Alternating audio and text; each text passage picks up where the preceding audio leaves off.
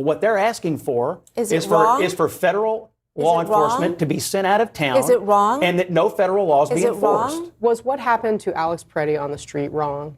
Was it wrong? Was it wrong?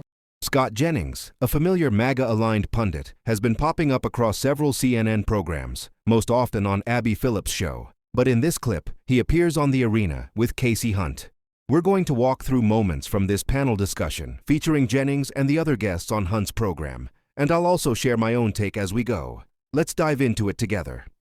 All of these illegals. They, being the White House, need to recalibrate on what needs to be done. I'm not comfortable with what's happening in Minneapolis at this time. It's hurting our chances at the midterm, and I'm just being frank about it. Republicans from across the country, including some of the president's closest allies, now openly questioning President Trump's immigration strategy after 2 fatal shootings in Minneapolis, with some saying he risks losing credibility on the issue. In the Senate, at least a dozen Republicans have called for an investigation into the shooting of Alex Peretti, and lawmakers in the House and Senate are preparing for administration officials to testify in the coming weeks. The House Speaker, Mike Johnson, is still yet to comment on any of this, but we did just hear moments ago from President Trump. Let's listen to what he said. We have Tom Homan there now. We put him in there. He's great. And they met with the governor, the mayor, everybody else, and we're going to de-escalate a little bit. But I will tell you, you look at the numbers, they're doing better than they've done in many years because we took thousands of criminals out of Minnesota. My panel is back. I mean, Alex Thompson, President Trump saying the quote is, we're going to de-escalate a little bit. Well, and it's notable, a lot of those names that you showed that have been critical are also people that are openly contemplating running for president in 2028 and potentially challenging J.D. Vance. Senator Ted Cruz basically said it is not believable when you call a mother of 3 a domestic terrorist. You have Senator Rand Paul is basically going to try to grill Kristi Noem and have been openly critical of sort of having these masked agents doing it. And that's also why you are seeing Donald Trump, in a way that is not, I think you mentioned early in the show, for him to sort of reverse course on this when his default is to double down is really striking. Yeah, Lulu? Yeah, I mean, one of the things that I think Donald Trump is very good at is trying to snatch a win out of something that is very, very bad for him. And he is trying to now play the statesman, right? He's separating himself from a lot of the controversial statements of his deputy, saying that he didn't know about it, that he had no idea what had happened, and that he is actually going to be, playing a conciliator. And we'll see if that actually means something on the ground. There is a lot of suspicion in Minneapolis that this is just window dressing, and it remains to be seen how this all gets worked out. I mean, Scott Jennings, those comments there from Greg Abbott of Texas, not nothing.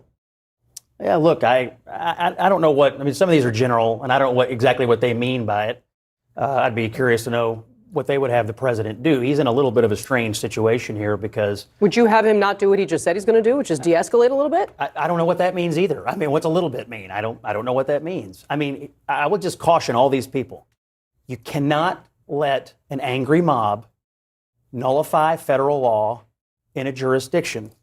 If they do that, you mean the American people? Is that what the angry mob is? The American people? These people in Minneapolis are an angry mob, whether you like it or not.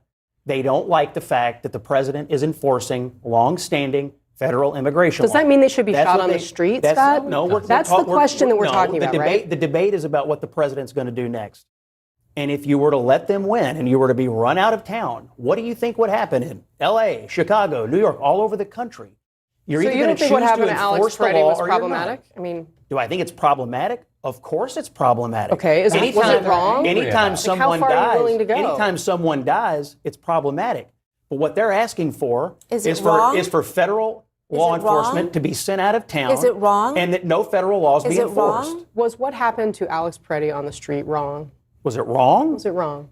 I'm waiting for an investigation, which I fully support. I don't know what the circumstances were. If there was a Democratic president in the White House, would you be able to say it was wrong? Would I want an investigation? Would I want Of course I would. I don't like that people have died. I don't like this chaos.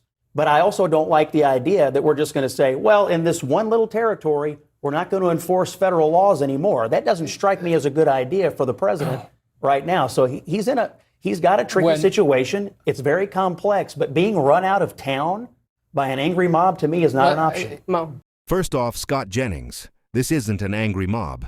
These are residents of Minneapolis and Minnesota exercising their rights.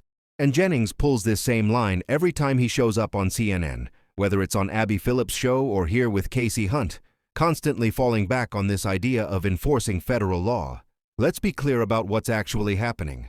ICE is detaining U.S. citizens. They're taking people who are following the legal process, people who are checking in with immigration courts, doing exactly what the law requires, and shipping them off to who knows where. Those are the people ICE is targeting. Kasie Hunt presses Jennings on this during the segment, asking whether he thinks it's wrong. And at the same time, we're seeing citizens and peaceful protesters being shot. We've already had Rene Gode, and now Alex Prey, who wasn't even protesting. He was there recording, behaving peacefully, and still got hit. So this narrative that an angry mob is chasing off ICE agents who are just doing lawful work is complete nonsense. If ICE were actually focused on violent criminals, people here undocumented who have committed serious crimes, almost no one would object. That's not the issue. The real question is, how much of that are we actually seeing? What we are seeing is ICE going after single mothers and children. We all saw the video of the 5-year-old boy. We've seen footage of teenagers being tackled, trampled, and roughed up by ICE agents. So the claim from Scott Jennings and the rest of MAGA that ICE is rounding up hardened criminals is simply a fallacy. And let's be honest, Minneapolis is not overrun with undocumented violent criminals wreaking havoc in the streets. That's not reality. The violence we're seeing is coming from ICE itself. Aggressive raids, tear gas fired near schools, and heavy-handed tactics. That's why people are angry, and that's why they're protesting, peacefully and lawfully. But Scott Jennings and MAGA, as I've said time and time again on this show, don't actually believe in protest. They oppose it outright. The only protest they ever seem willing to defend is January 6th. When both of these killings happened, there was no rush to an investigation. You had the administration at the highest level render their verdict, blaming the victims. And to Lulu's point earlier, a lot of Americans said, well, if that's going to be how this plays out, then what's to stop it from being me? That's what people are so angry about. They are angry, not that the president is enforcing his immigration goals, that ICE is doing it in a way that is indiscriminate, that has led to violence, that, you talked earlier about whether or not local officials are cooperating. It's this administration that is getting cited for contempt of court for not honoring court orders. It's this administration that is icing out the local officials when it comes to the investigations of these shootings. So I think that's what people are angry about. I'm angry about it. I don't think I'm part of a mob. I'm angry when I see my government not being accountable, when it is violating virtually every, violating the Constitution in many of these cases when it comes to due process, when it comes to search and seizure issues. That's not what even his biggest supporters voted for, and that's why you're seeing a cratering in public support. I mean, go ahead. Another striking thing beyond conservative lawmakers has been conservative media's reaction, especially over the last day. You saw Sean Hannity go out there and say, and conservative media, to be clear, was honestly sort of egging on ICE and being very defensive of them for the most this year. But you saw people like Sean Hannity, Jesse Waters, Wall Street Journal, the New York Post, all basically call for Trump to de-escalate. Well, in another instance where we have exactly what Alex is talking about, here was what Sean Hannity had to say about ICE. Watch. Now, is ICE perfect? They're not. Can they do a better job? They can. Do I think that, some of the optics at times, do I think that going into Home Depots and arresting people there is a good idea? I don't. I don't think the people that if you're working at a place, you're not the immediate problem. Eventually, we'll have to deal with those people that didn't respect our laws, borders, and sovereignty. There's got to be a program where people get to come forward. I think they should then be given transportation home. They can get a check for, $2,000, and they can apply to come back in the country legally. I mean, Scott Jennings, even Sean Hannity thinks this has all gone too far. Well, most of the people who have been deported or have left the country have done so voluntarily, and many of them have gotten a check, just the way he is describing. I think a little over 2 million have self-deported, and only 600 and something thousand have gone out. Okay, so then why do we need through these legal people on the enforcement. street doing what they're doing in Minneapolis? If what you're Because saying they is true? can't get them in the jails. In virtually every other place in America, you have cooperation. You go into the jail, you get an administrative transfer. It takes virtually no people to do that. In Minneapolis, they won't let them in the jails, and they won't let the local police engage if they're under attack as You federal think for law those enforcement. reasons So that you it's have to send okay for extra CBP agents to guard the treat agents Freddie that you like send. that. I I'm mean, sorry? You think that because there's a policy like that in the jail in Minneapolis, that the agents that did what they did to Alex Peretti were justified? That's the connection that you're making? I did not say that.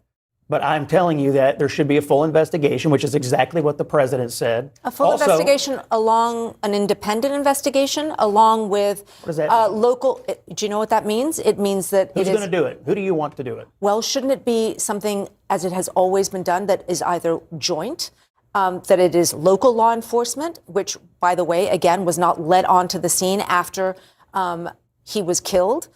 You know, they absolutely refused to allow the local police force, which are the ones who are supposed to, in any crime scene, sort of secure the location. They weren't even allowed anywhere near it.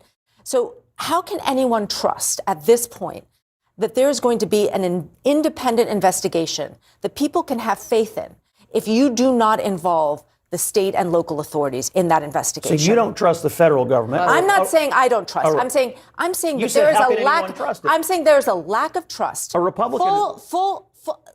Sorry. Scott, is there not a lack of trust? Is there not a lack of trust right now? After you've seen this administration A Republican lie would say, in the how way can that it has? How can I trust an investigation run by Walls and Fry, who after every time That's why something it's a happens, joint investigation. rush to call it a What murder? joint They've already investigation. prejudged it.